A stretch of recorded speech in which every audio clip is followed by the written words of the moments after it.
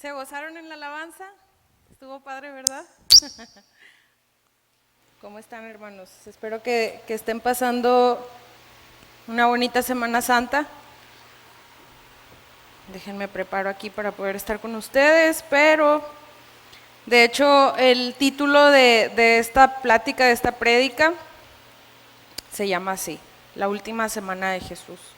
Y hoy vamos a hablar de los, como mencionaba Dani ahorita en la alabanza, que estamos festejando ahorita la Semana Santa. Algunos estamos de vacaciones, algunos nos van a dar algunos días en el trabajo y todo, y vamos a ver la importancia de estos días, vamos a ver la importancia, qué es lo que estaba sucediendo hace unos cuantos años atrás, pero que aún a pesar de que esto haya ocurrido hace mucho tiempo atrás, todavía lo seguimos festejando más que nunca, ¿no? Y vamos a ver ahora la importancia, vamos a ver de qué se trataba, vamos a ver qué era lo que estaba sucediendo en aquellos años. Vamos a hacer una pequeña oración para entrar en contexto en la palabra y poder continuar, que yo siento que es mucha información, espero poder compartir todo con ustedes.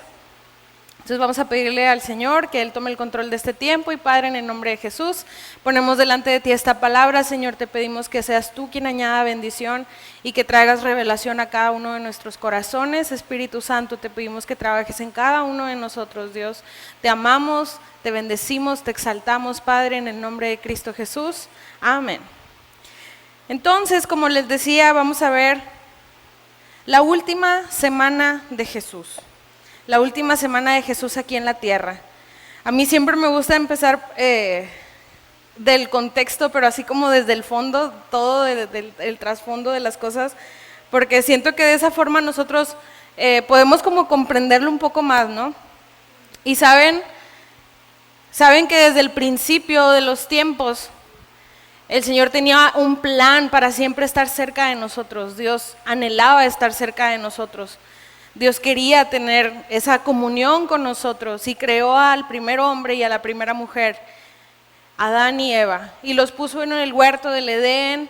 Y sabemos que por la desobediencia, y no fue porque mataron a alguien o porque le robaron a alguien o porque hicieron algún otro delito, sino fue suficiente la desobediencia para que ellos pudieran apartarse de esta comunión que tenían con Dios.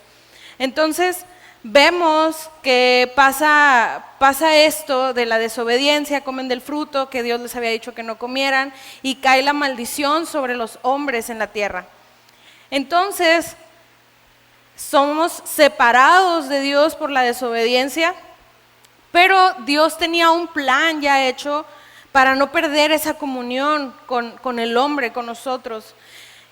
Y desde los primeros versículos de la Biblia se anunciaba que Jesús iba a venir como un redentor. No quiere decir que Jesús no existiera. El Padre, el Hijo y el Espíritu Santo son uno mismo y es un Dios. Y para que sea un Dios, pues un Dios no puede ser creado, no tiene un principio y no tiene un fin. Entonces Jesús ya estaba pronto para venir, ya se estaba anunciando su venida. Y lo que su venida iba a traer era la conciliación, la reconciliación de los hombres con Dios. Vemos que después del paso de todo el Antiguo Testamento, como pues vemos a todos los personajes, nuestros ancestros, Moisés, los jueces, los reyes, y vemos cómo sigue avanzando el tiempo, pero llega un momento donde la palabra de Dios es olvidada, donde la Torá es olvidada, donde la ley de Dios es olvidada, y vemos cómo hay una separación. Durante 400 años hubo silencio entre Dios y los hombres. Dios usó en un tiempo a los profetas para venir y hablar de la palabra de Dios al pueblo de Israel. En ese entonces eran los israelitas, ahora se les llama judíos, porque dentro de tanta desobediencia que hubo, Dios los hacía esclavos. Dios permitía que fueran esclavos porque se apartaban de la voluntad de Dios, de otros pueblos. Entonces eran esclavos de otros pueblos.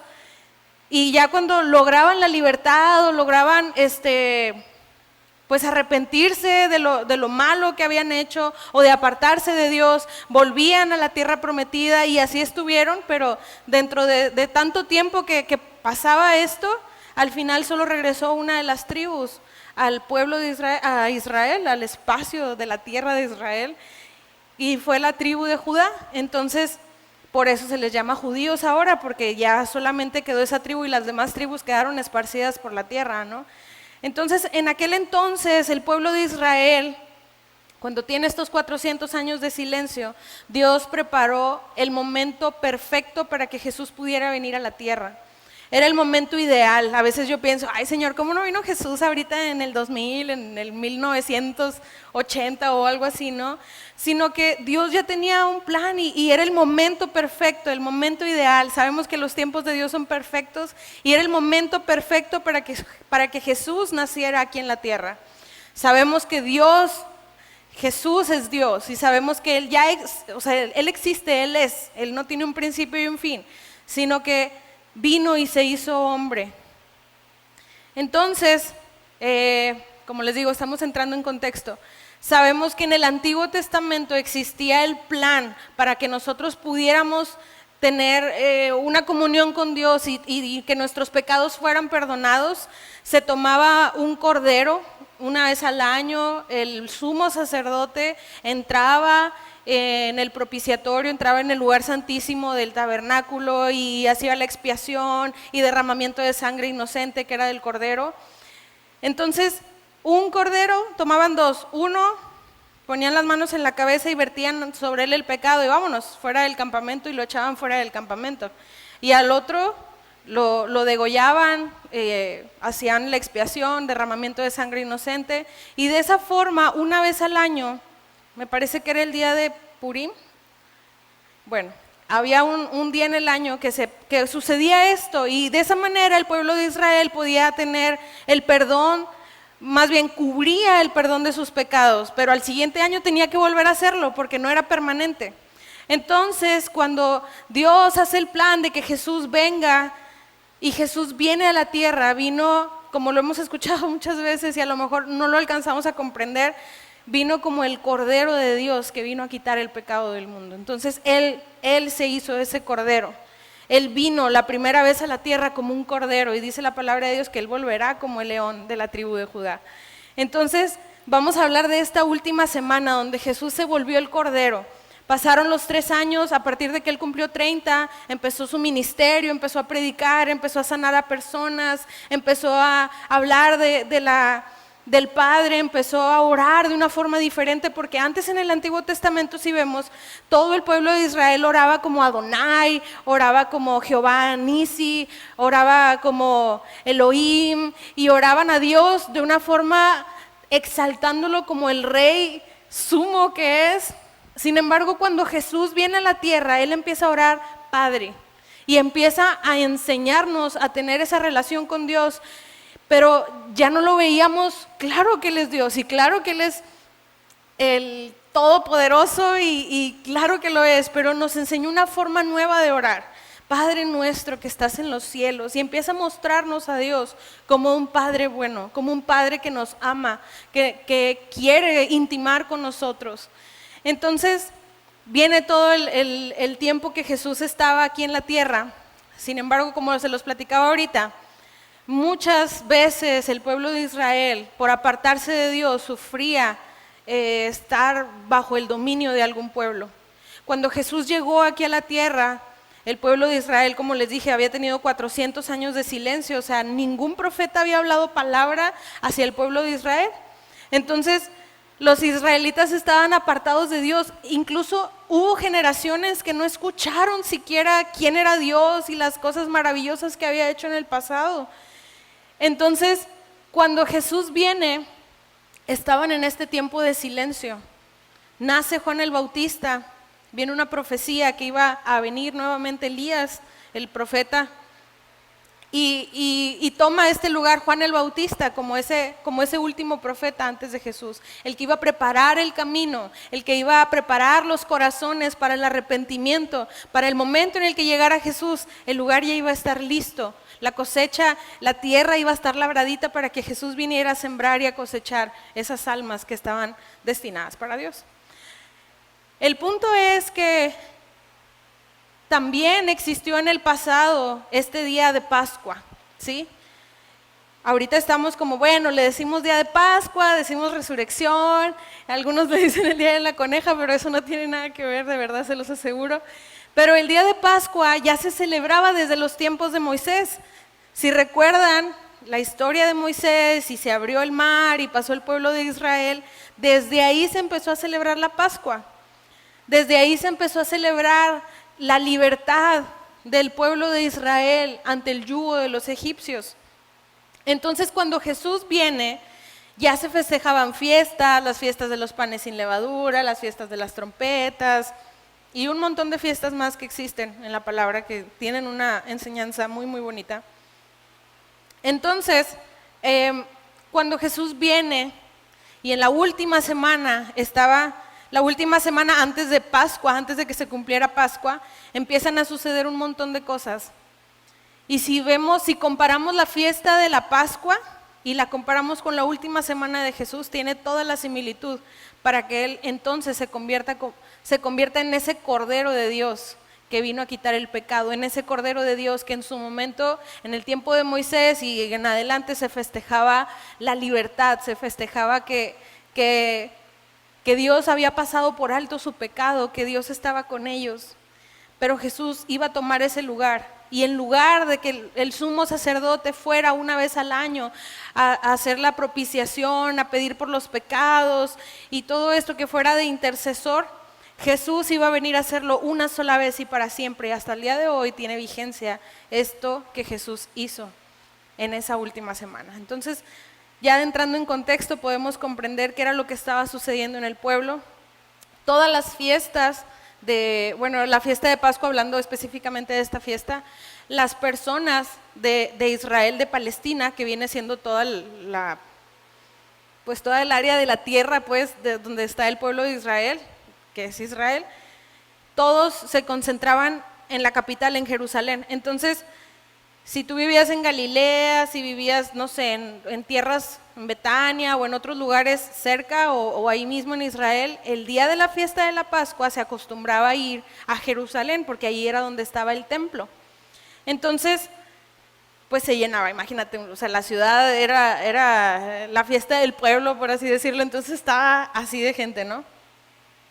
Pero pasando esto, un domingo antes, o sea, vamos a verlo así, día 1, domingo, empezamos con la entrada triunfal. ¿Qué estaba sucediendo aquí? Jesús iba a entrar a Jerusalén, iba a entrar a la capital estaba llena de gente, las personas estaban hartas de los romanos, estaban hartas de pagar tributos, estaban hartas de ser los mandaderos de los romanos, estaban hartas de no poder avanzar, de no poder crecer en su vida, de no poder tener un negocio, estaban hartas de tener que sembrar y darle la cosecha a los romanos, estaban hartos de pescar y darle todos los peces y lo que sacaban y se quedaban con el 0.5% de ganancia a ellos y todo lo demás iba a los romanos. Y conforme pasaba el tiempo, pues tenían que darles más y más. Y luego los judíos mismos pues se hacían enemigos porque empezaban a cobrar impuestos para los romanos, los mismos judíos. Y para ellos les cobraban más a sus mismos hermanos judíos, a los mismos israelitas, y al final se hacían enemigos. Entonces todo esto estaba ocurriendo, ya estaban hartos. Ya habían pasado los 3 años de que Jesús estuviera en la tierra, que les hubiera enseñado a sus discípulos. Entonces la gente como empezó a ver que Jesús hablaba verdad, que Jesús sanaba, que Jesús era una persona diferente. Así como en el transcurso del Antiguo Testamento vemos un montón de hombres que se levantaron con el Espíritu de Dios, como David, como Salomón, como infinidad, Moisés, Elías, los profetas. Y todos estos hombres se levantaban con el poder de Dios, pensaron que Jesús venía a ser como ese profeta, venía a ser como ese juez, venía a ser como ese rey que se iba a levantar entre ellos y los iba a reunir y vamos a hacer una revuelta y vamos a derribar a los romanos y su yugo para ya no pagarles impuestos y los matamos y los corremos de nuestras tierras para ser libres. Y la gente, eso era lo que tenía en su mente.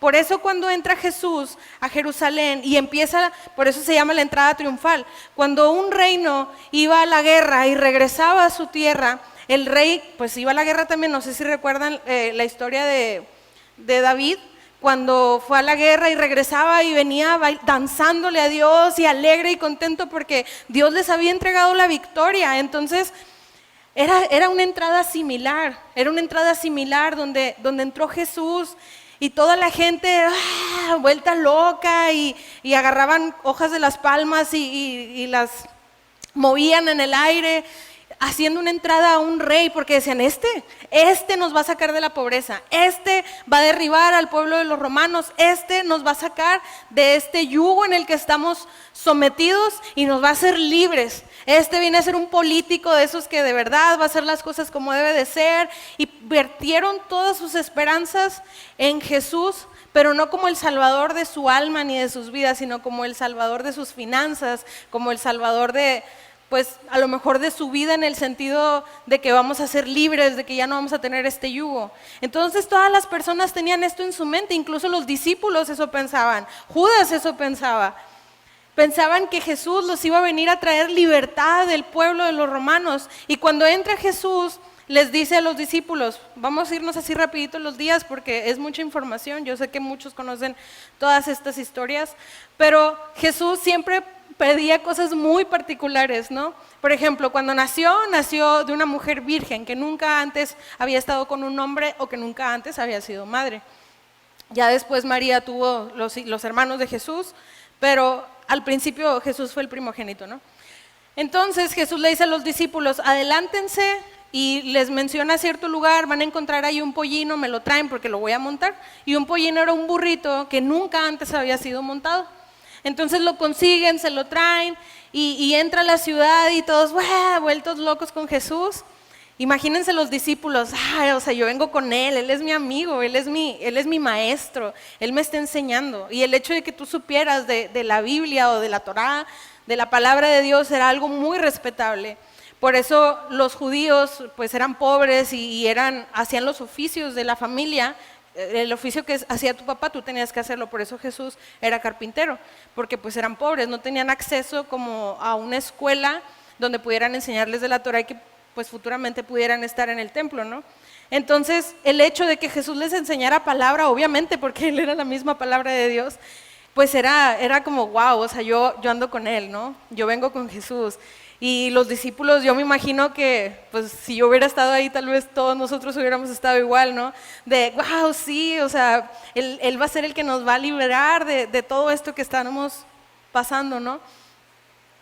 Entonces,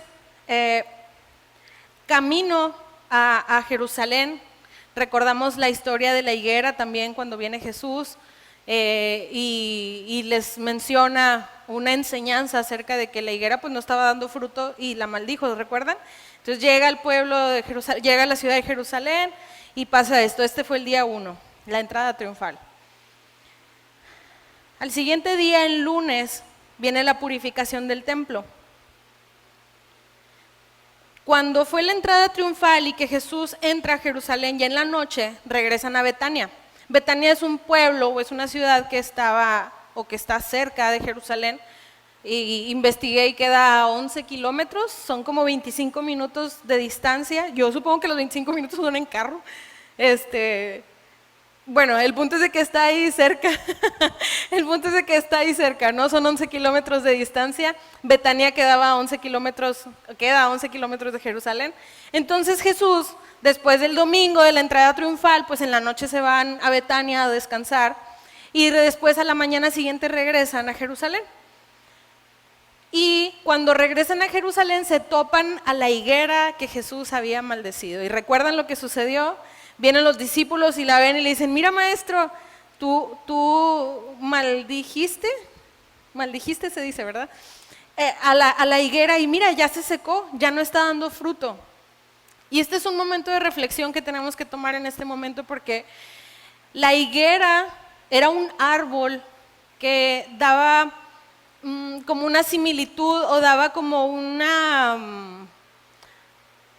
¿Cómo lo puedo explicar? En el Antiguo Testamento, cuando tú hablabas de una higuera, era similar a estar hablando del pueblo de Israel, ¿sí? Era como una parábola o como una Pues sí, es como decir, hablo de la higuera de un sentido figurado, estoy hablando de Israel, ¿no? Entonces, cuando la enseñanza de esto que Jesús les viene a contar es, pues si recuerdan, pues la higuera no estaba dando fruto. El pueblo de Israel en ese momento no estaba dando fruto. No estaban buscando a Dios. Querían, mucha gente incluso seguía a Jesús, las multitudes seguían a Jesús por la comida que daba Jesús. Eran pobres y a veces no tenían ni para comer, entonces decían, hombre, va a hacer milagros, pero al final dan comida, vamos. Entonces iban y no tanto por los milagros o por escuchar, iban por comer. Entonces era lo que Jesús les venía a mostrar a los discípulos con esta enseñanza de la higuera. Y es una palabra dura, pero es real. Y es algo en lo que tenemos que reflexionar en este momento. Si Dios nos compara con esa higuera, ¿nuestra higuera tendría frutos o nos secaríamos? Dios arranca de raíz a ese árbol que no está dando buen fruto y poda al que está dando fruto para que dé más. Algo que una vez nos enseñó Pastor Memo y es algo que hasta el día de hoy me ha volado la cabeza, es verdad, porque Dios cuando hace crecer a un árbol, pues no sé, vamos a decirlo de plátano o de manzanas o lo que sea, una fruta trae un montón de semillas, pero una semilla no va a traer solo una semilla más o un fruto más, sino que va a traer un árbol que va a dar mucho fruto y ese fruto muchas semillas y me explico, o sea, y no solamente va a dar fruto una vez, sino que va a dar fruto y otra vez lo que dure ese árbol vivo. Entonces, así hace Dios con nosotros. Nosotros podemos llevar mucho fruto y el que no lleva mucho fruto, pues Dios nos corta, nos arranca o nos seca. Entonces, el día lunes, nos deja de enseñanza y de reflexión que si realmente no tenemos mucho fruto, aún es momento, aún es tiempo de poder arrepentirnos, de poder alejarnos del mal que estemos haciendo o del pecado que nos esté atrayendo, pero que volvamos a dar fruto nuevamente, ¿sí? Siguiente a esto, cuando llegan ya ahora sí a Jerusalén, van al templo y Jesús entra al templo.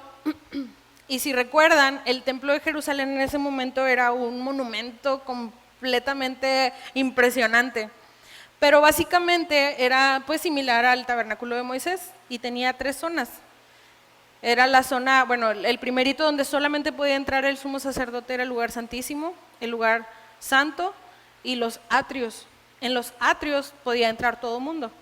Incluso como era como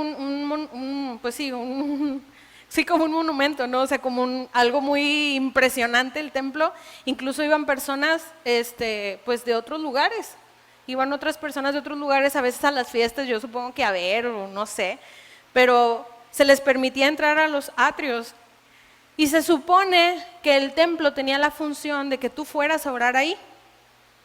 Entonces pues entraba la gente y se supone que es como en la iglesia, ¿no? Cuando venimos los domingos y estamos en la alabanza y sí hay ruido y todo, pero la misma alabanza, o sea, te lleva a adorar a Dios, te lleva a orar, te lleva a reflexionar, se habla de la palabra. Pero en ese momento, cuando Jesús entra y ve lo que está sucediendo, pues no era un lugar apto para orar, ni para acercarte a Dios, ni nada. En el Antiguo Testamento, y recordemos, ¿verdad? Pues cuando vino Jesús aquí a la tierra, pues solamente, o sea, el Nuevo Testamento apenas estaba sucediendo, todavía no estaba escrito, entonces la gente realmente vivía de la ley del Antiguo Testamento, de la Torá. Entonces, lo que sucedía aquí era que el Antiguo Testamento, la ley marcaba que en las fiestas, para tú, que Dios pudiera perdonar tus pecados, tenías que llevar una ofrenda. Y el sumo sacerdote la revisaba y decía, pues esta ofrenda tiene que ser perfecta. Si tú vas a traer un animal, tiene que ser perfecto. Tiene que ser, podían ser varios animales. En el Antiguo Testamento viene una lista de los animales que tú podías llevar para hacer una ofrenda. Y para la gente más pobre eran unas tórtolas, que son unos pajaritos, que es lo que María y José dieron cuando presentaron a Jesús, porque como eran pobres, las tórtolas era como lo más barato. Entonces, los sacerdotes de ese momento pues eran unos corruptos de primera, que lo que hacía eran, no, tu animal no viene, trae un defecto, no te lo voy a aceptar, pero yo vendo, si quieres cómprame.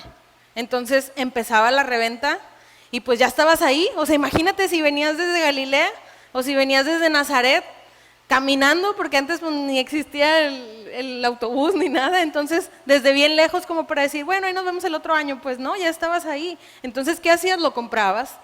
Entonces lo comprabas, lo presentabas ante el sumo sacerdote, te lo vendían súper caro y realmente los sacerdotes era lo que querían, quedarse con el dinero, eran corruptos. Y Jesús obviamente sabía todo esto, entonces cuando entra al templo y ve todo lo que está sucediendo, la corrupción, ni siquiera era un lugar donde tú pudieras tener un espacio para elevar una oración a Dios, para arrepentirte, para que pudieras agradecer a Dios por la libertad que un día les dio al pueblo de Israel, bla, bla, bla, bla, bla. Entonces el celo de la casa lo consumió porque esa era una de las profecías que viene en el Antiguo Testamento, en los profetas. Y empieza a agarrar las mesas y las voltea y les grita a todos, sálganse, y empieza a limpiar el templo y les empieza a llamar ladrones.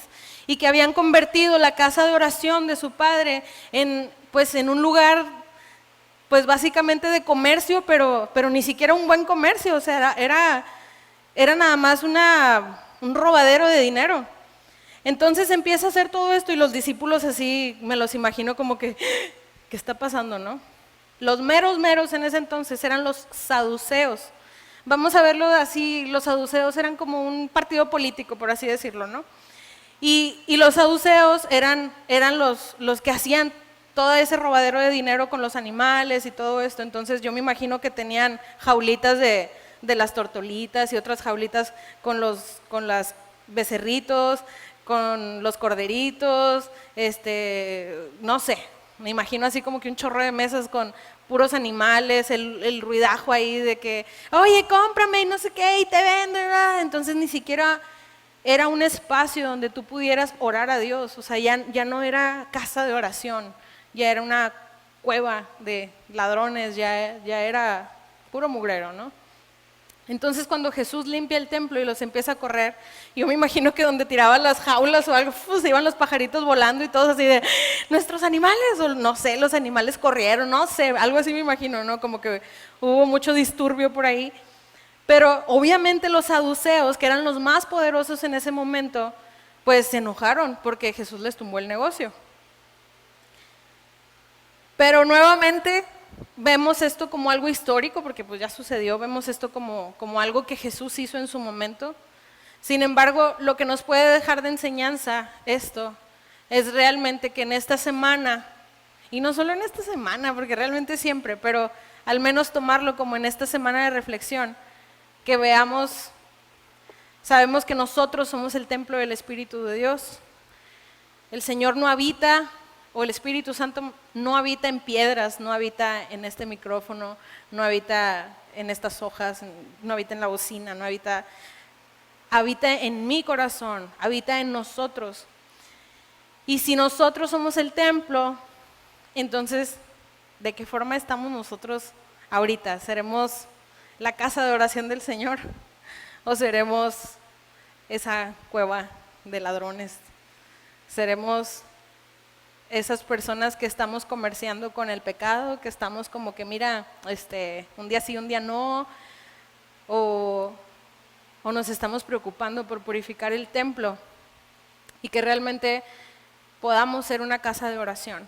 Sabemos que nuestra carne anhela el pecado y sabemos que batallamos con él todos los días, pero eso no es una excusa como para no vivir buscando la santidad. Esa es nuestra responsabilidad, buscar la santidad.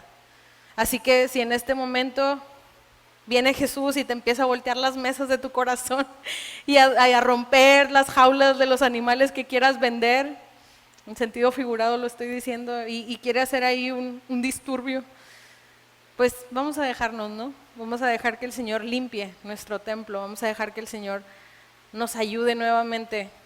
Todavía hoy podemos encontrar la salvación del Señor, todavía hoy podemos encontrar al Señor. Habrá un día que no sé cuándo, un día el Señor regresará y un día podría ser tarde, pero por el momento, el día de hoy, todavía podemos arrepentirnos, todavía podemos vertir nuestro corazón a Dios y pedirle al Señor perdón por haber hecho de nuestro templo una cueva de ladrones, ¿verdad?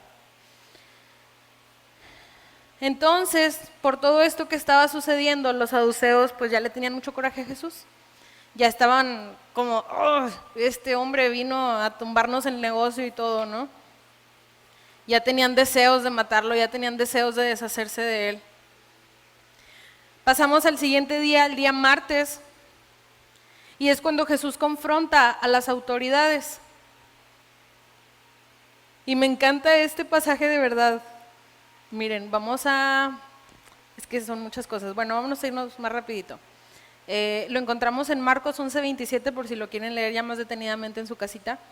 Pero básicamente es que Jesús, andando por el templo, se le acercan escribas, sacerdotes y ancianos. Los escribas se encargaban, me parece, pues de cómo transcribir la ley y todo esto. Los sacerdotes pues eran el sumo sacerdote, Caifás, Anás y como el grupo de ellos. Y los ancianos pues los que ya tenían como tiempo en la palabra y tenían hasta cierto punto un grado de prestigio, ¿no? Ellos sí eran ricos, ellos, no estoy segura, creo que sí pagaban impuestos igual, pero ellos tenían dinero, o sea, ellos estaban como con los romanos así medio amiguitos porque pues tenían dinero. Pero todos los demás judíos pues no, eran pobres. Entonces, cuando Jesús anda en el templo, se le acercan los escribas, los sacerdotes y los ancianos, y le empiezan a decir, oye, ¿tú con qué autoridad vienes a sanar y esto y lo otro? Entonces, siempre buscaron ponerle trampas a Jesús, ponerle piedra de tropiezo para que Jesús cayera, pero pues obviamente, ¿quién le va a ganar a Jesús, no? Entonces, le empiezan a preguntar, Jesús empieza a platicarles de una parábola, y es la parábola de la viña, como les digo, en Marcos 11:27 la pueden leer detenidamente, está muy buena. Pero básicamente, la enseñanza de esto era de que pues Dios estaba mandando profetas a que les hablara al pueblo para que el pueblo no se perdiera, pero el pueblo mataba a los profetas. Después le quisieron hacer una trampa preguntándole por el tributo del César, y es cuando conocemos la famosa frase de darle al César lo que es del César y a Dios lo que es de Dios, ¿no?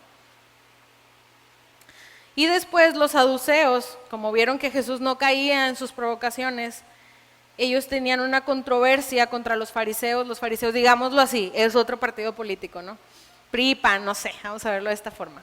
Entonces, unos creían en la resurrección y otros no. Entonces le preguntan a Jesús acerca de la resurrección, pero Jesús les calla la boca de una forma muy chistosa y muy teológicamente correcta. Y los dejó en ridículo realmente, porque básicamente les dijo, bueno, pues no se supone que tú eres como de los meros meros, o sea, ¿cómo me vienes a preguntar algo tan ilógico? Y pues los hizo quedar mal ante todas las personas, ¿no? En este momento el Señor lo que tenía que hacer ya era cumplir la justicia, Dios no se deleitaba por dejar en ridículo a los fariseos, Dios quería que se arrepintieran, pero tenían un corazón tan duro que muchas personas en ese momento seguían a Jesús creyéndole que Él era el Hijo de Dios, o dudando, o estaban ahí como que tenían un corazón más receptivo a esto, y muchas personas creyeron. Sin embargo, se había cumplido el tiempo de Jesús aquí en la tierra, y ya tenía, pues es que es la realidad, o sea, si nosotros no decidimos por Jesús, va a llegar el momento del juicio, o sea, va a llegar el momento donde por nuestra terquedad no vamos a alcanzar las bendiciones de Dios y vienen las consecuencias. Entonces, de la misma manera estaba pasando para ellos. Ellos querían a fuerzas, o sea, meterle el pie a Jesús para que se cayera, y realmente pues Jesús venía a cumplir su misión, que era convertirse en ese cordero de Pascua. Se les cumplió el tiempo. Después viene como les explica Mateo 24, que también es un capítulo muy bueno, que habla de profecías futuras. Y en Mateo 23 vemos los ayes. Ese también, les digo, es mucha información, pero estaría muy bien que lo leyeran, porque básicamente ahí les dice, ay de aquellos, como les menciono, era el tiempo, se estaban cumpliendo los tiempos, entonces si no querían entender, pues realmente iban a tener que pagar la consecuencia. Después vamos a pasar al miércoles, como hoy, un día como hoy hace algunos años, y viene el momento de la traición de Judas. Como les menciono, todo el pueblo, incluso Judas, tenía en su mente, pues bueno, Jesús nos va a sacar de pobres, Jesús nos va a quitar a los romanos de encima, Jesús nos va a ayudar para que seamos un pueblo libre. Pero cuando ve Judas que Jesús no va por ese camino, se empieza a decepcionar. Y imagínense, o sea, en algún momento Judas oró por alguien y lo sanó, en algún momento hizo un milagro, en algún momento de esos 3 años de ministerio que pasó con Jesús, compartió la comida con él, vio los milagros de cómo se reproducía la comida, veía a la gente sanar, veía a los paralíticos levantarse, veía cómo las enfermedades se iban de las personas, vio resucitar. Entonces todo esto pasó en esos 3 años que Judas pudo estar con Jesús. Sin embargo, nuevamente, y no podemos, ay Judas, qué bárbaro, porque somos completamente iguales nosotros, viendo todo lo que Dios hace en nuestra vida, viendo los milagros que hace, pero cuando Dios no hace o Jesús no se comporta de la manera en la que nosotros queremos, ay no, ya no quiero nada, y lo hacemos a un lado. Y es lo que pasó con Judas, y es lo que muchas veces nos pasa a nosotros. Entonces, ahí es cuando ya empieza Judas de, bueno, pues como la ciudad estaba así llenísima por las fiestas que iba a haber, pues se iba a ser muy difícil poder, o sea, que los saduceos encontraran a Jesús entre todo el gentío que estaba en la ciudad en ese entonces. Así que Judas les dijo, bueno, dame un momento, ¿qué me das a cambio? Y le ofrecieron 30 monedas de plata. Entonces, pues Judas toma este dinero y dice, bueno, pues cuando sea el momento voy a entregarles a Jesús, les voy a decir dónde está. Ese día, el mismo miércoles, en Betania vivía Lázaro, el amigo de Jesús. Ya había pasado esto de que había resucitado a Lázaro, entonces Jesús fue para allá, tuvieron una comida.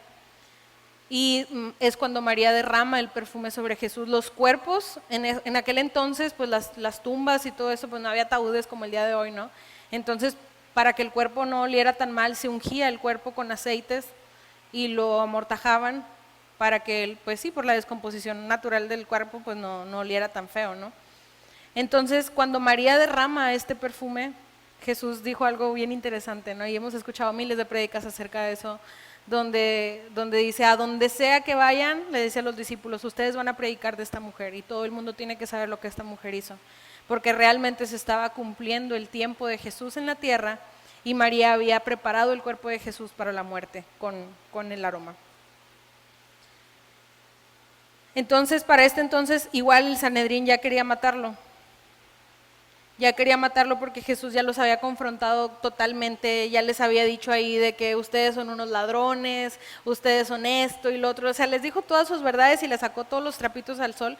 Entonces ya no era como sabotear el ministerio de Jesús, sino es cómo le vamos a hacer para matarlo y que la gente no haga un escándalo, porque ahí viene Pascua.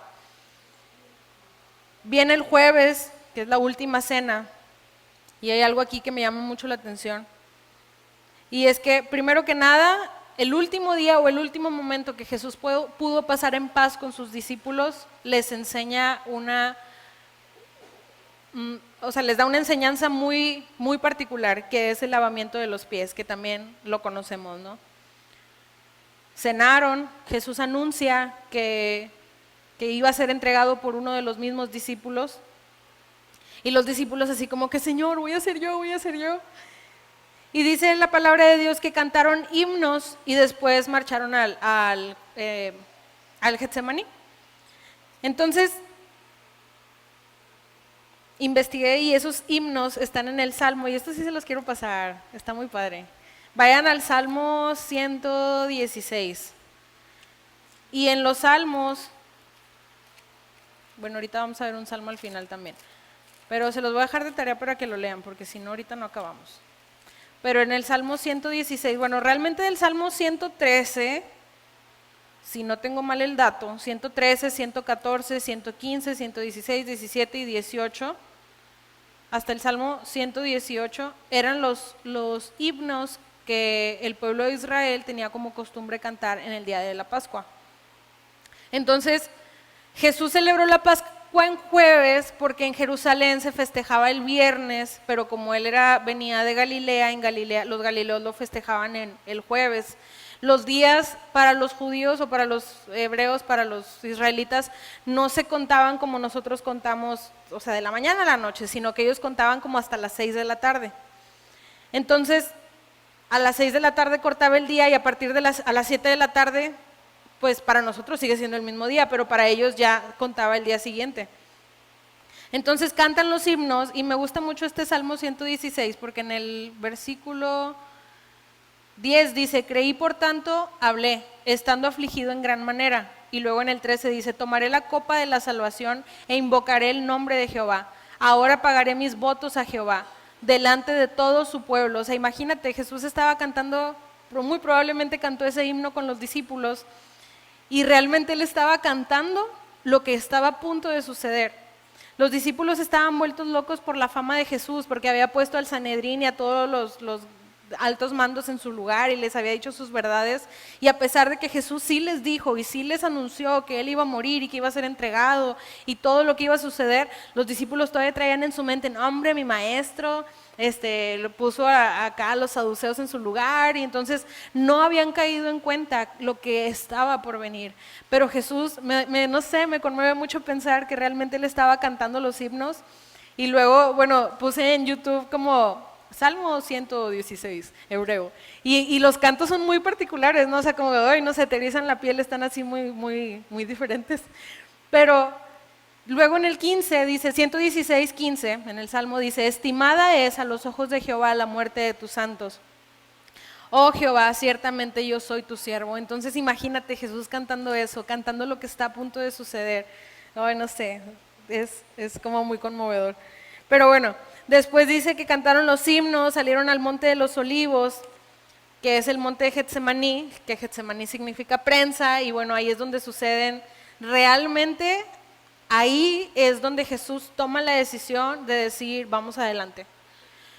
Jesús, cuando ya pasa la crucifixión y pasa los latigazos y todo lo que sucedió, fue una decisión que tomó en el Getsemaní. En el Getsemaní luchó con su Jesús, con su 100% carne. Él es 100% Dios, pero en ese momento era 100% Dios y 100% hombre, entonces luchó en ese momento como con su 100% hombre. Pero Jesús aún dice, Señor, que no se haga mi voluntad sino la tuya, vamos adelante. Entonces realmente ahí fue donde estaba en la lucha de todo lo que va a suceder, y Dios, si de verdad no tuviera que pasar por eso, no paso, pero que no se haga mi voluntad, y estaba luchando contra su voluntad de hombre. Sin embargo, al momento obviamente ganó pues su Jesús, Dios espiritual, y toma la decisión de decir, vamos adelante, vamos a cumplir con el plan que mi Padre me encomendó. Y sigue adelante, y ya lo demás realmente fue resultado de la decisión que tomó en ese momento en el monte de Getsemaní. Yo no sé, algún día me gustaría ir a visitar ese monte, siento que ha de ser un lugar muy especial. Después Jesús, bueno, en este tiempo Jesús anunció la negación de Pedro, y viene el viernes, que había sido, o sea, fíjense, ese día fue la cena, pero después viene el viernes, como les digo, los días están cortados como a la mitad. En unas regiones de Israel los días se cortan a la mitad a las 6 de la tarde, y en otros creo que o sea, es al revés, como a las 6 de la mañana, entonces ahí está así medio, porque ellos venían, como les digo, de Galilea, no vivían ahí en Jerusalén. Entonces Jesús anuncia la negación de Pedro, viene el viernes y viene cuando es el arresto. Para esto en la cena, en la última cena, es cuando Jesús voltea con Judas. Y hay un punto bien importante, pónganme mucha atención en esto, porque yo siempre había pensado, a ver, si los discípulos le preguntaron, Jesús, ¿quién va a ser el discípulo que te va a entregar? O sea, ¿quién va a ser realmente el que te va a entregar? Y luego Jesús, hay una parte donde dice, el que meta la mano como que en el plato y yo le dé pan. Y yo decía, pues, y luego dice que lo hizo con Judas, entonces en mi mente era como, pues, ¿por qué no se dieron cuenta en ese momento que era Judas? Siempre tuve esa duda. Pero investigando, Una de las costumbres judías era que el anfitrión, por así decirlo, o el que estaba dando como la cena, en este caso en las familias era el padre de familia, era algo normal que tú le dieras como el pan a esa persona. Entonces, pues Jesús cumplió su parte como del programa de la fiesta, ¿no? De la costumbre judía, de la costumbre israelita. Entonces, por eso no notaron los discípulos cuando le preguntan, Jesús, ¿quién va a ser el que te va a entregar? Y Jesús le dice, pues es el que le dé el pan, al que meta su mano como en mi plato y tome el pan y bla, bla, bla. Era por eso, porque era una costumbre, entonces realmente no lo notaron. Entonces en eso voltea Jesús con Judas y le dice, lo que tengas que hacer, hazlo ya. Y en ese momento que Jesús come el pan, en ese momento entra Satanás a Judas. Pero como Judas era el tesorero, los discípulos pensaron, bueno, pues a lo mejor lo mandó a comprar más pan, o a lo mejor lo mandó a comprar algo, y era normal que Jesús de repente le dijera a Judas como, ve y compra esto, o ya te dije lo que tienes que hacer, o X, ¿no? Entonces Judas, como ya tenía a Satanás en él, fue corriendo para entregar a Jesús, y pues anunció que iba a estar en el Monte de los Olivos. Y bueno, pues ahí viene el arresto de Jesús, también hay muchas cosas muy interesantes en todo esto, pero no vamos a alcanzar como a ver todo. Pero viene el arresto de Jesús, viene el momento en el que Jesús está pagando en la cruz por tu pecado y por el mío.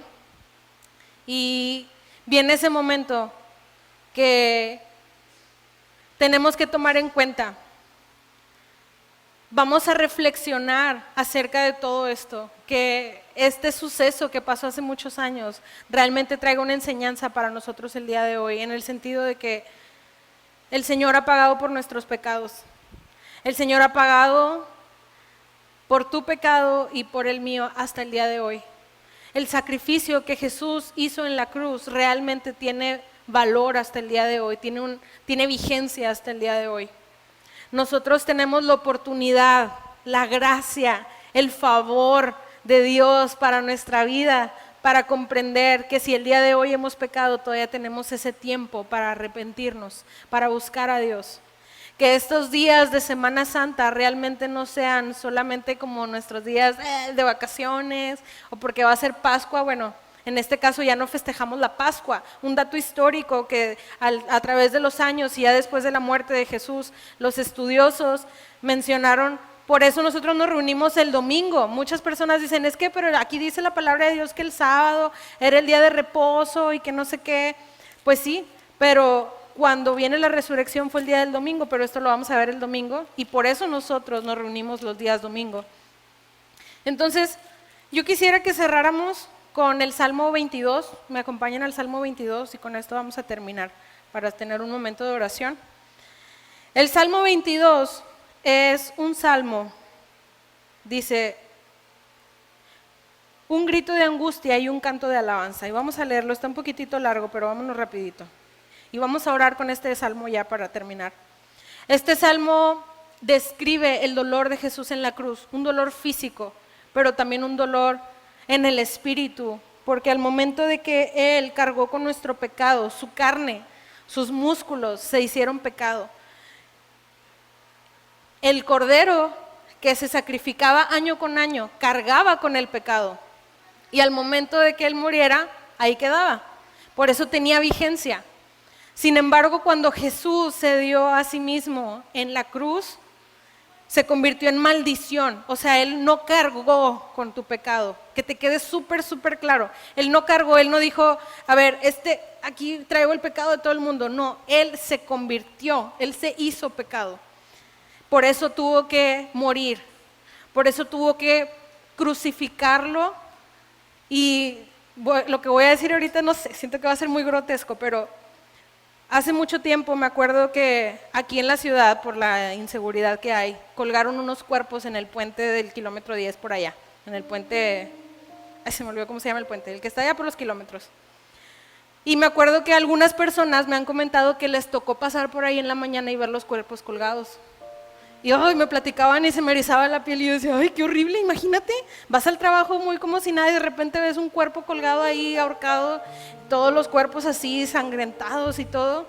Pero realmente eso grotesco, así estaba Jesús en la cruz. Solo Él. lo que sucedió con estos hombres en ese puente, pues desconozco totalmente lo que sucedió, pero para mí fue algo horrible y es algo muy, muy feo, muy grotesco, muy, muy sucio. Sin embargo, Jesús fue colgado en la cruz, que para los romanos en ese entonces la cruz era lo peor, o sea, era algo vergonzoso. Y a pesar del dolor físico, el Padre apartó el rostro de Jesús. Y es una de las palabras, una de las 7 palabras que Jesús dice en la cruz. Dice: Señor, ¿por qué me has abandonado? Y Dios tuvo que abandonar a Jesús ese momento para nosotros no abandonarnos jamás. Cuando tú y yo vertimos nuestro corazón y nuestro pecado y nuestra confesión, Jesús lo toma porque ya lo pagó. Pero si tú no lo hablas y no lo viertes sobre Jesús, entonces tú lo vas a traer. Y tú y yo no somos capaces para poder cargar con eso. Para eso vino Jesús. ¿Por qué no darle gracias?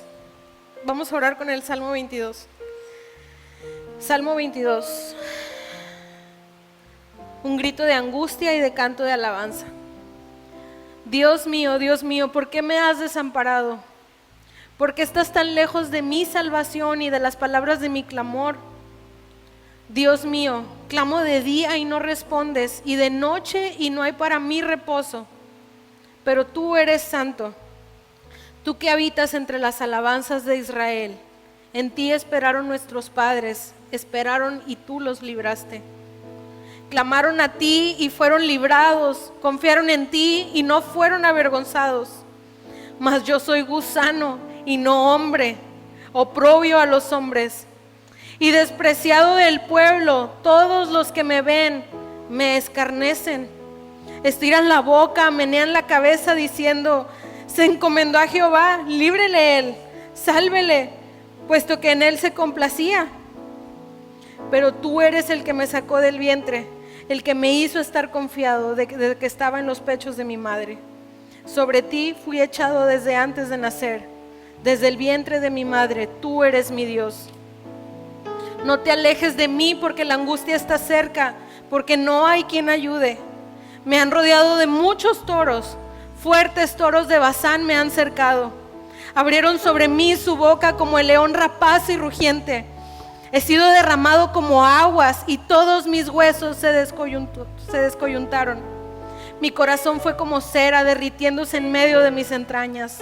Como un tiesto se secó mi vigor y mi lengua se pegó a mi paladar, y me has puesto en el polvo de la muerte. Porque perros me han rodeado, me han cercado cuadrilla de malignos. Horadaron mis manos y mis pies. Contar puedo todos mis huesos, entre tanto ellos me miran y me observan. Repartieron entre sí mis vestidos y sobre mi ropa echaron suertes. Mas tú, Jehová, no te alejes, fortaleza mía, apresúrate a socorrerme. Libra de la espada mi alma, del poder del perro mi vida. Sálvame de la boca del león y líbrame de los cuernos de los búfalos. Anunciaré tu nombre a mis hermanos, en medio de la congregación te alabaré. Los que teméis a Jehová, alabadle, glorificadle, descendencia toda de Jacob, y temedle vosotros, descendencia toda de Israel, porque no menospreció ni abominó la aflicción del afligido, ni de él escondió su rostro, sino que cuando clamó a él, le oyó. De ti será mi alabanza en la congregación, mis votos pagaré delante de los que le temen. Comerán los humildes y serán saciados, alabarán a Jehová los que le buscan. Vivirá vuestro corazón para siempre, se acordarán y se volverán a Jehová todos los confines de la tierra y todas las familias de las naciones. Adorarán delante de ti, porque de Jehová es el reino y él regirá las naciones. Comerán y adorarán todos los poderosos de la tierra, se postrarán delante de él todos los que descienden al polvo, aun el que no puede conservar la vida a su propia alma. La posteridad le servirá. Esto será contado de Jehová hasta la postrera generación. Vendrán y anunciarán su justicia a pueblo no nacido aún. Anunciarán que él hizo esto. Gracias te damos, Señor, esta tarde.